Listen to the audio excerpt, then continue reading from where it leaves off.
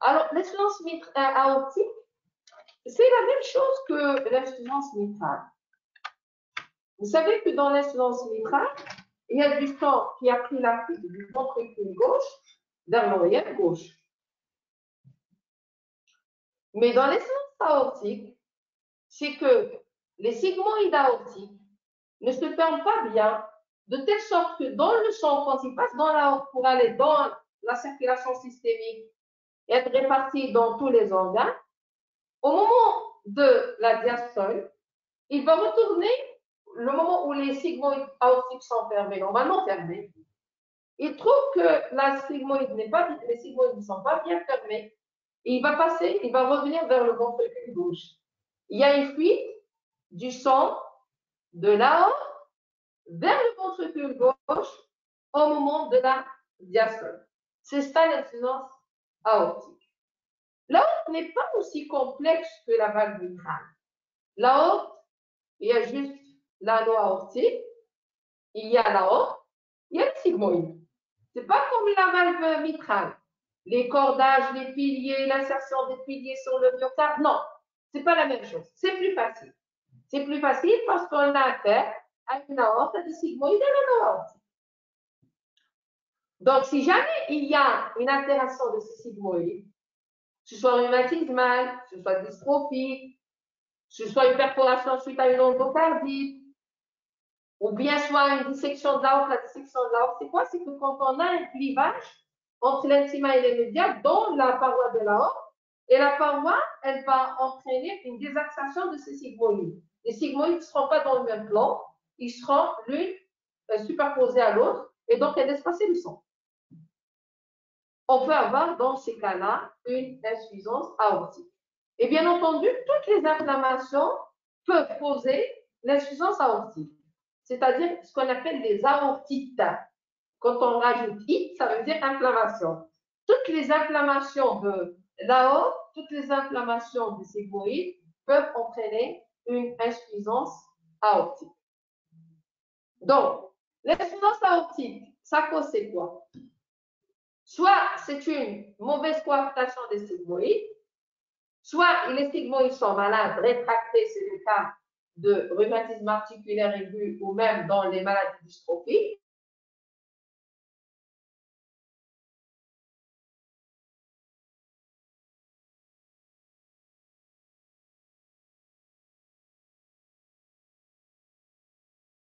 Soit c'est l'anneau aortique, c'est dans les dilatations de l'aorte, les anévrismes. Vous allez voir avec moi également le cas. C'est comme l'insuffisance mitrale. On peut avoir un tableau aigu comme on peut avoir un tableau dystrophique ou rhumatismal. C'est comme l'insuffisance mitrale. Et les tableaux aigus, vous les voyez dans les endocardites infectieuses, parce que l'endocardite infectieuse sur aiguë, elle peut entraîner une perforation des sigmoïdes et une insuffisance aortique sévère. Ça peut donner un tableau aigu. Et également, la deuxième cause qui peut donner une insuffisance aortique aiguë, la deuxième cause qui peut donner une insuffisance aortique aiguë, c'est la dissection de l'aorte. Il y a deux causes principales qui peuvent donner une insuffisance aortique aiguë. C'est l'endocardite infectieuse et c'est la dissection de l'aorte. Parce que le passage du sang, il va être rapide, en grande quantité vers le ventricule gauche. Le ventricule gauche, il ne s'est pas préparé. Il y aura une augmentation de pression dans le ventricule gauche. Il n'y aura pas un amortissement des pressions. Ces pressions vont retentir sur l'oreillette gauche, sur les veines pulmonaires, sur la circulation pulmonaire. Et hop, le malade va vous faire un œdème aigu du poumon foudroyant.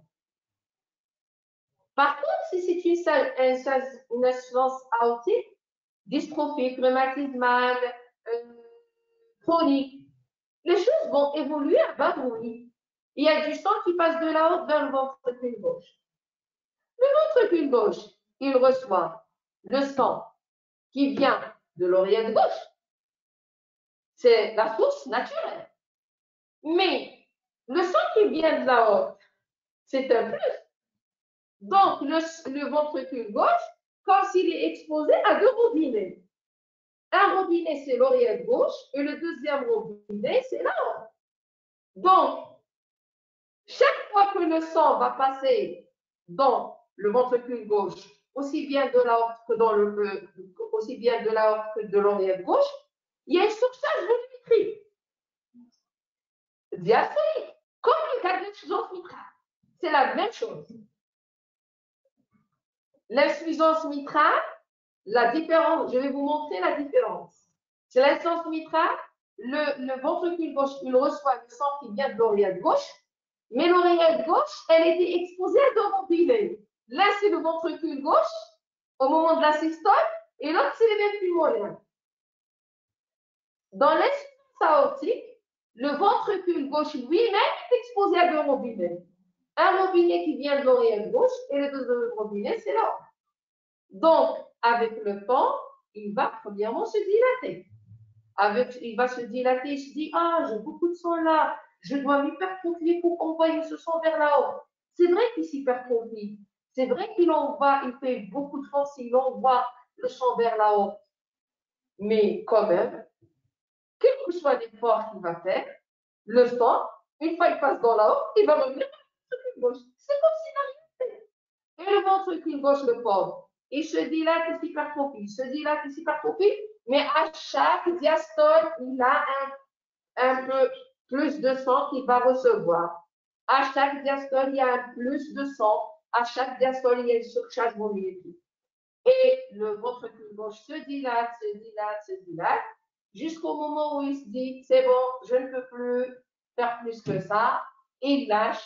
Et c'est la loi de Sarney qui s'applique la même façon pour l'insuffisance mitrale. Une question. Comment? Une question. Oui. Quel ventricule qui se dilate avant l'autre, celui de l'insuffisance mitrale ou celui de l'insuffisance aortique? Tout dépend de l'importance de la regurgitation. Mais le volume, il est le même. C'est une surcharge volumétrique diastolique. Tout dépend. Est-ce que le sang, c'est le même? Il est arrivé par un robinet à droite ou un robinet à gauche, c'est le même. Maintenant, l'importance, c'est l'importance de la regurgitation qui va déterminer le degré de la dilation. D'accord? C'est pas que le robinet il est situé à droite ou il est situé à gauche. D'accord? Le robinet, il est là, il y a un plus de surcharge. Maintenant, cette surcharge-là, elle est importante, elle n'est pas importante. Si elle n'est pas importante au fil des années, la dilatation se fait progressivement. Si au contraire, elle se fait, elle est importante dès le départ, soit ce soit une insuffisance mitrale, soit une insuffisance aortique, le ventricule gauche, il va répondre, parce que c'est le ventricule gauche qui subit. Ce ventricule, il est le même. Vous lui donnez, c'est pas un autre ventricule, c'est le même ventricule. Vous lui donnez du sang à droite ou du sang à gauche, il ne lui fait pas de distinction. L'essentiel, il y a une surcharge pour lui. D'accord? Alors, maintenant, on vient de voir donc la physiopathologie. C'est la même chose que l'insuffisance mitrale. Le ventricule gauche, il va se dilater, il va s'hypertrophier, se dilater, s'hypertrophier, se dilater, s'hypertrophier. Il va lâcher, l'hyperpression dans le ventricule gauche va encore retentir sur l'oreillette gauche. L'hyperpression dans l'oreillette gauche, elle va retentir sur les veines pulmonaires, sur la circulation pulmonaire, et le malade, il va faire des œdèmes aigus du poumon, des œdèmes aigus du poumon. Chaque jour, il est au niveau des urgences. Il a des râles crépitants, le médecin lui donne du laxélix, il lui donne un peu de furosémide, il lui donne des vasodilatateurs. Avec le temps, la circulation pulmonaire, elle tombe malade. Il y a une augmentation des pressions, des résistances. Et cette augmentation des pressions, au niveau de l'artère pulmonaire, ça va retentir sur le ventricule droit. Le ventricule droit, il va s'hypertrophier. Il va devenir hypertrophié. Avec le temps, il va se dilater. Il va dilater avec l'anneau tricuspide et il y aura une insuffisance tricuspidienne. Le malade, avec le temps, il va faire une insuffisance ventriculaire droite, il va faire des œdèmes des membres inférieurs, il va faire une acide, il va faire des hépatalgies, une hépatomégalie, un reflux hépatogégulaire et une turgescence jugulaire. C'est le même tableau. Donc, dans un premier temps, une insuffisance ventriculaire gauche et puis une insuffisance ventriculaire droite. Et à la fin, le malade va vous faire ce qu'on appelle l'insuffisance cardiaque globale, que ce soit droite ou gauche. C'est clair? C'est clair. Les étiologies.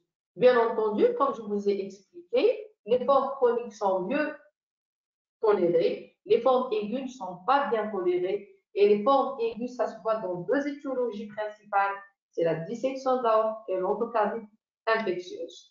On peut avoir, bien entendu, une insuffisance aortique avec une dilatation de l'aorte, comme on peut avoir une sans dilatation de l'aorte. Ça dépend du contexte clinique, ça dépend, est-ce que c'est une maladie annulo-écrasante, telle que par exemple la maladie de Marfan, il y a toujours une dilatation de l'aorte associée.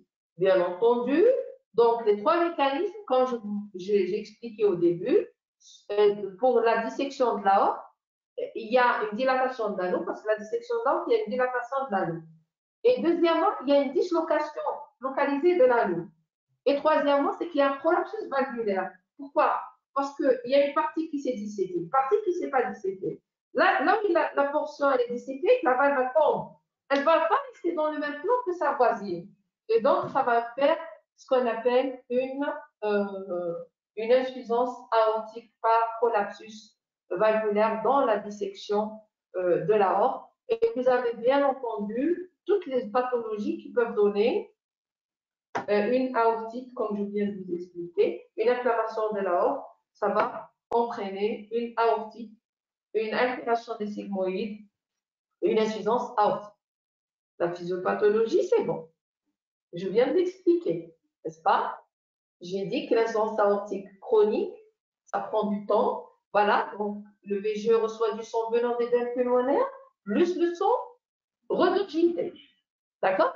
Donc il y a une double, c'est une surcharge diastolique qui va stimuler les mécanismes d'adaptation, à savoir dilatation et hypertrophie. Et c'est ainsi de suite qu'on va avoir ce que je viens d'expliquer maintenant, et je pense que c'est très clair. Je pense que c'est très clair. Alors, les insuffisances aortiques aiguës, bien entendu, c'est la même chose que dans l'insuffisance mitrale aiguë. Vous aurez des poumons inondés, le malade n'arrive pas à respirer, vous faites la radio du thorax, vous allez trouver un petit cœur. La seule chose, c'est si jamais c'est une dissection de l'aorte, vous allez trouver un médiastin élargi. Et vous allez voir également avec moi le cours sur la dissection de l'aorte, et je vais vous montrer comment vous voyez le médiastin de quelqu'un qui fait une dissection de l'aorte. Bien sûr, vous savez que les artères pulmonaires, maintenant, ou la circulation pulmonaire, n'est plus suffisante. Parce que le ventricule est dilaté, le ventricule est hypertrophié, et le sang qui arrive par le biais des artères pulmonaires n'est pas suffisant pour irriguer ce myocarde-là. Mais il n'y a pas que ça. Parce que ça, c'est un point que partage l'insuffisance aortique avec l'insuffisance mitrale. Les deux, dilatés, hypertrophiés, la circulation coronaire ne suffit pas. Mais dans l'insuffisance aortique, il y a du sang qui fuit là-haut pour passer dans le ventricule gauche au moment de la diastole. Vous savez, le seul organe qui est irrigué au moment de la diastole, c'est qui? C'est le cœur. Le cœur, c'est pour cette raison que quand on a une pression artérielle diastolique élevée, les gens de la population générale vous disent c'est la tension du cœur. C'est parce que le sang est irrigué au moment de la diastole. Alors que le sang, il fuit là-haut, il va dans le ventricule gauche. Donc, il y a automatiquement une insuffisance coronaire. Et puis, il y a une insuffisance coronaire, le malade, sans qu'il y ait de lésion, hein, le malade se plaint toujours de douleur thoracique. En plus de ça, hein, il va vous dire j'ai toujours mal. Parce que tout simplement, le cœur, normalement, il est irrigué au moment de la diastole, mais le sang, il fuit la horte au moment de la diastole, et le sang qui arrive au niveau des artères coronaires, il n'est pas suffisant. En plus de la grande demande, le ventricule gauche, il est dilaté, il est hypertrophié, il a besoin de plus de sang. Vous voyez? Alors, cliniquement, c'est la même chose. Je reviens. Dyspnée, asthénie, mais là, il y a surtout de longueur des temps. Et le malade, il peut même faire des hypothémies, des syncopes et des palpitations suite aux troubles du rythme. Vous savez que dans le rétrécissement mitral, je vous donne toujours des comparaisons. Dans le rétrécissement mitral, le ventricule gauche, il est préservé. Il y a l'oreillette gauche qui est touchée, avec le ventricule droit et l'oreillette droite. Donc, le malade, il peut vous faire des troubles du rythme, surtout à l'étage auriculaire. Par contre, dans l'insuffisance mitrale et l'insuffisance aortique, les malades, ils font surtout des troubles ventriculaires. Pourquoi? Parce que le ventricule, il est dilaté et il est hypertrophié. C'est clair? Mais c'est pratiquement la même symptomatologie. Cette fois-ci, il y a du sang qui passe du ventricule gauche, de la horte vers le ventricule gauche au moment de la diastole. Donc, il y a un souffle diastolique. S'il y a un souffle diastolique, ce souffle-là, parce que tout simplement, il y a du sang qui va passer de là-haut vers le ventricule gauche. Donc, quand je vous dis un souffle diastolique, ne me dites pas l'insuffisance mitrale. L'insuffisance mitrale, c'est le passage du sang du ventricule gauche vers l'oreillette gauche au moment de la systole. Donc, c'est un souffle systolique. Ici, dans l'insuffisance aortique, c'est l'inverse. C'est le passage du sang de l'aorte vers le ventricule gauche au moment de la diastole. Donc, c'est un souffle diastolique. Il suffit seulement de comprendre et de mettre vos repères comme ça. Vous allez vous souvenir, bien entendu, de ces souffles-là. Le souffle diastolique, vous voyez, aortique, bien sûr. En position assise, on l'entend mieux. Penché en avant, on l'entend mieux. En expiration, on l'entend mieux. Et il irradie le long du bord gauche du sternum. Il irradie le long du bord gauche du sternum et vers la pointe parce qu'il suit le trajet du G. Le G, c'est de là vers le ventricule gauche. Vous suivez le trajet du G. Effectivement, vous pouvez avoir un souffle systolique éjectionnel d'accompagnement. C'est la même chose que l'insuffisance mitrale. L'insuffisance mitrale, vous avez un souffle systolique, vous avez un roulement d'accompagnement. Pourquoi? Parce que le sang qui va passer de l'oreillette gauche vers le ventricule gauche va passer en grande quantité à travers un orifice qui est normal. Donc, ça donne l'impression comme s'il est rétréci. La même chose ici. Le sang qui est passé dans le ventricule gauche, il est énorme. Et il va encore repasser dans l'ordre. Il passe à travers un orifice qui est relativement plus petit. Donc, il y a une turbulence à travers cet orifice-là qui va vous donner un souffle purement éjectionnel, purement fonctionnel. Et puis, bien entendu, il y a la diminution de V1, la lecture précoce de la mitrale, parce qu'en fait, quand vous avez également une insuffisance aortique, il y a du sang qui peut essayer de fermer précocement la valve mitrale. Au moment de la diastole, la valve mitrale est ouverte. Elle est en train de remplir le ventricule gauche.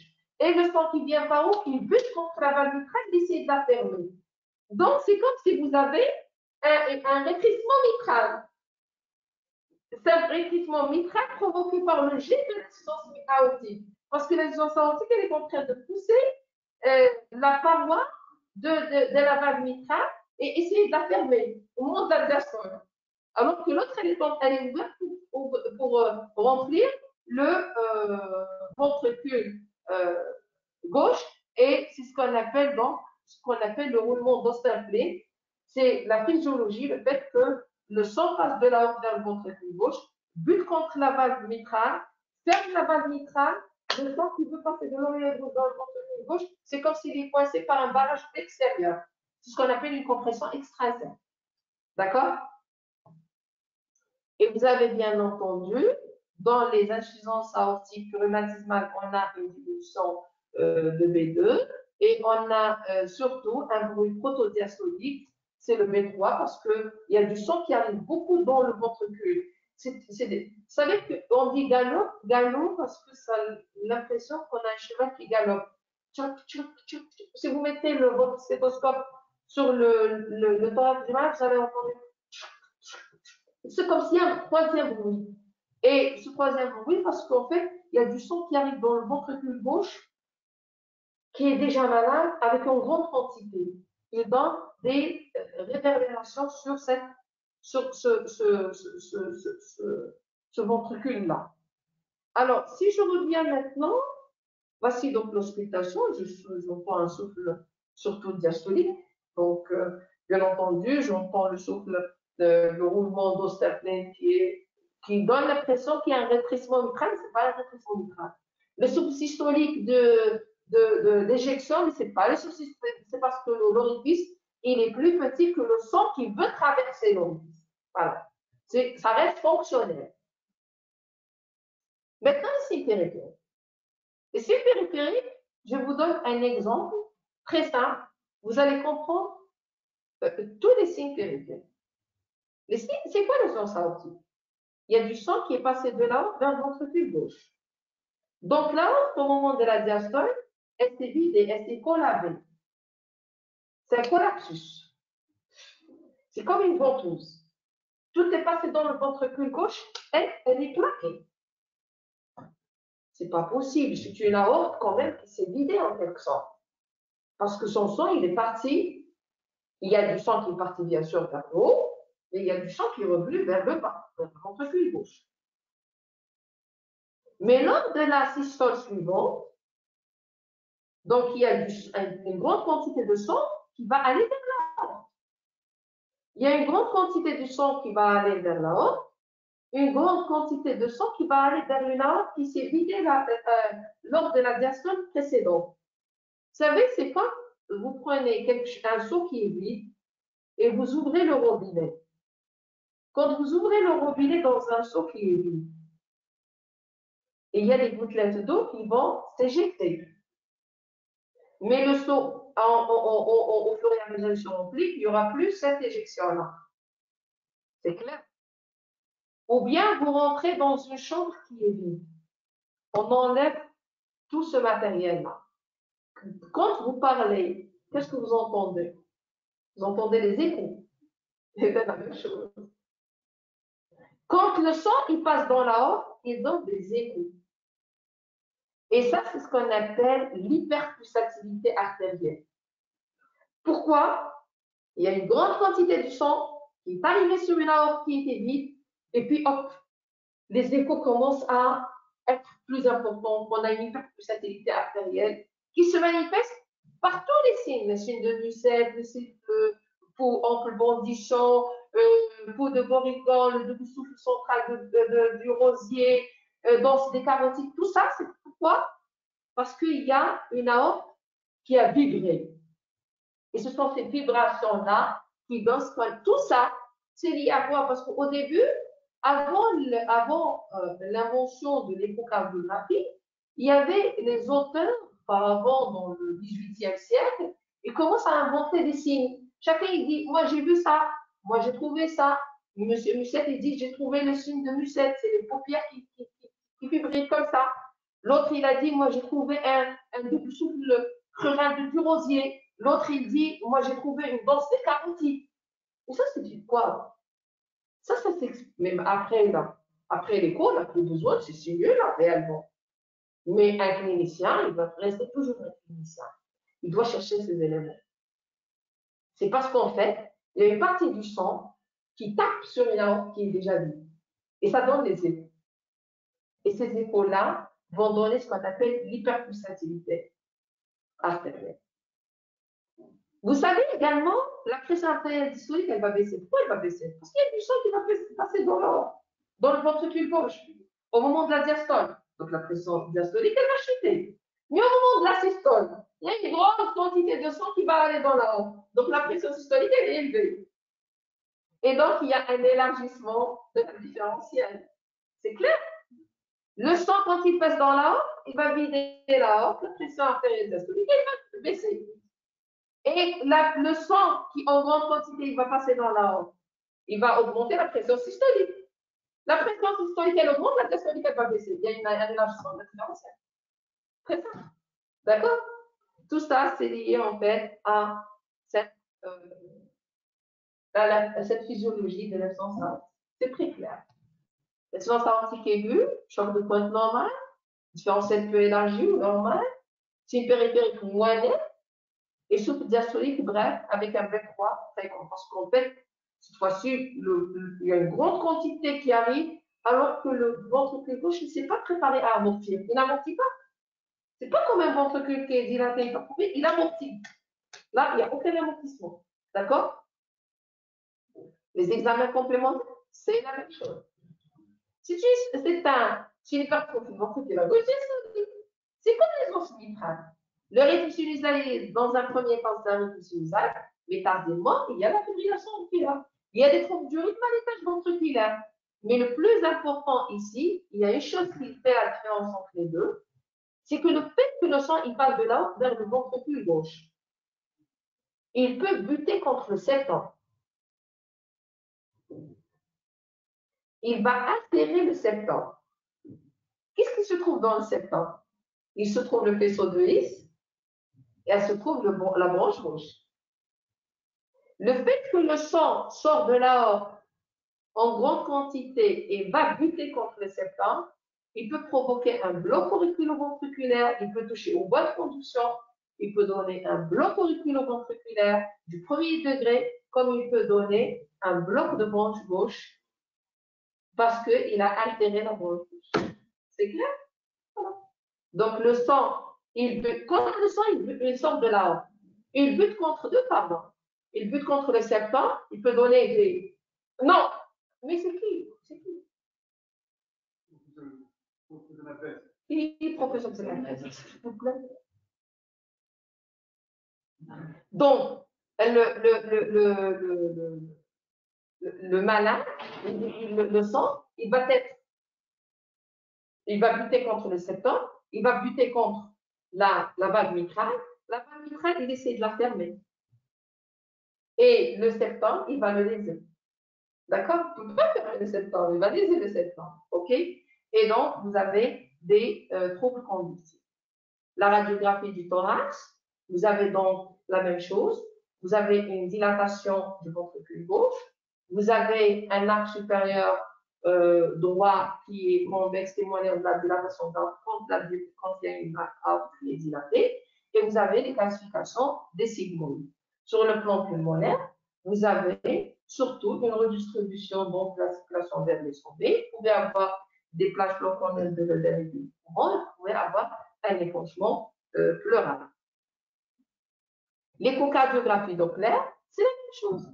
On va quantifier. Vous avez vu ici, l'aorte, elle est anévrismale, elle est très dilatée. Vous voyez le diamètre de l'aorte? Et voici la régurgitation du sang de l'aorte vers le ventricule gauche. Ça, c'est le ventricule gauche, et ça, c'est l'aorte. Le sang, il va passer de l'aorte vers le ventricule gauche. Et le fait que le sang va passer de l'aorte vers le ventricule gauche, eh ben, et c'est ce qu'on appelle l'insuffisance aortique. Donc, vous avez fait déjà le diagnostic.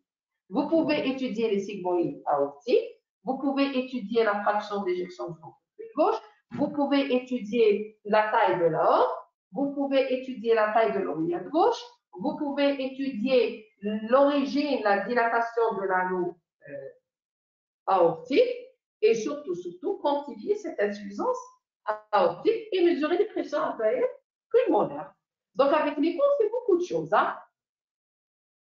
On peut mesurer l'orifice de regurgitation, on peut mesurer la surface de l'orifice regurgitant, le volume regurgité, et surtout, ce qu'on appelle la mesure de PHT. C'est quoi PHT? C'est Pressure Half Time. Pressure Half Time, c'est quoi? Pressure half time, c'est le temps nécessaire pour que la pression chute de moitié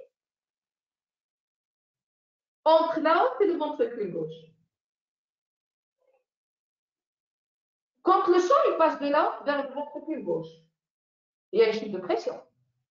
Dans l'aorte, il y a une chute de pression dans l'aorte. Mais si cette chute-là, elle est rapide,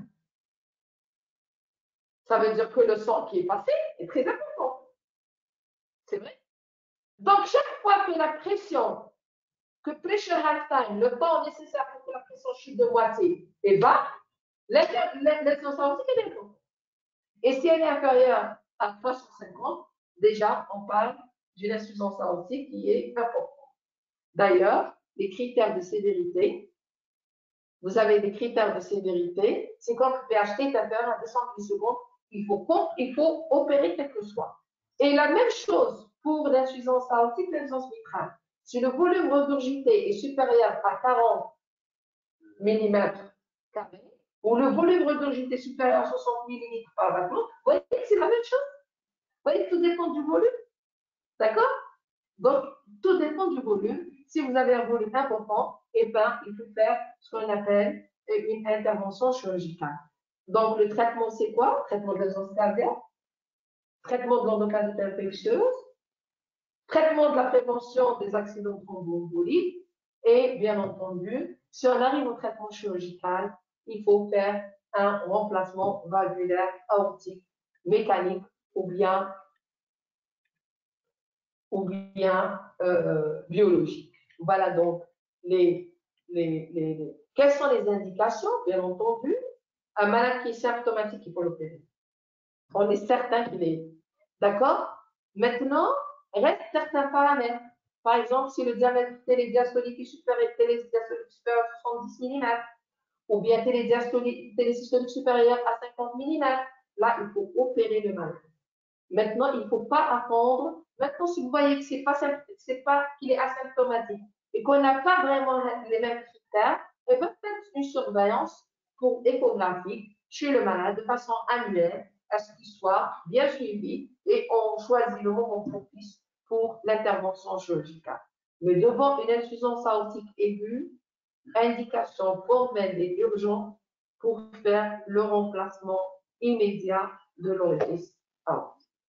Voilà donc les deux cours sur l'insuffisance mitrale et l'insuffisance aortique de façon simplifiée avec leurs causes, alors leur physiopathologie et avec les conséquences cliniques et comment vous évaluez vos insuffisances mitrales et insuffisances aortiques pour opérer vos malades. Et je vous remercie pour votre attention. La séance est ouverte pour les questions. Vous pouvez poser vos questions. Ça va? Oui. J'avais une question tout à l'heure. C'est quoi un roulement protodiastolique?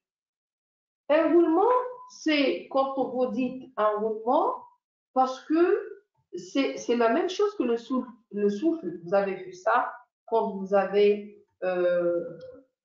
vu le rétrécissement mitral.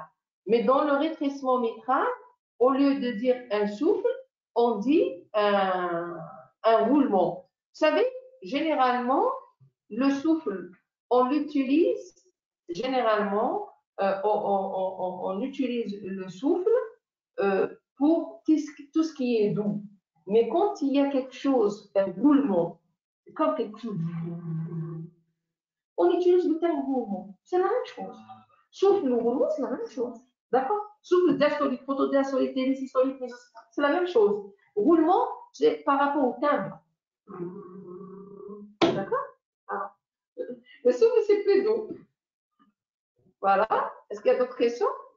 Pour le moment, non. Est-ce que vous avez bien compris? Allez, donnez-moi quelque chose qui va me rassurer que vous avez compris. Une question. Est-ce qu'on peut voir une HTAP dans l'insuffisance aortique comme celle dans l'insuffisance mitrale? Oui, bien sûr. C'est la même physiopathologie. D'accord? L'hypertension artérielle pulmonaire, c'est la même physiopathologie. OK? Encore des questions? Dites-moi que vous avez compris au moins. Non? Ils n'ont pas compris? Si, elle a compris. Est-ce que vous avez bien compris le cours? Les deux cours. Les deux cours. Est-ce que vous avez bien compris les deux cours? Rassurez-moi. Qu'est-ce qu'elles disent? Merci. Je ne sais pas comment. Tellement rien dit. Oui, c'est bien compris. Merci, docteur. Oui, ça va. Oui, merci, professeur. Oui, ça va. Oui, professeur. Bien. Pas d'autres questions, je pense que c'est très bien. Merci beaucoup. C'est simplifié au maximum. D'accord? J'ai simplifié au maximum. Comme ça, vous pouvez apprendre et vous avez des cours qui sont détaillés. Alors, le professeur de la classe.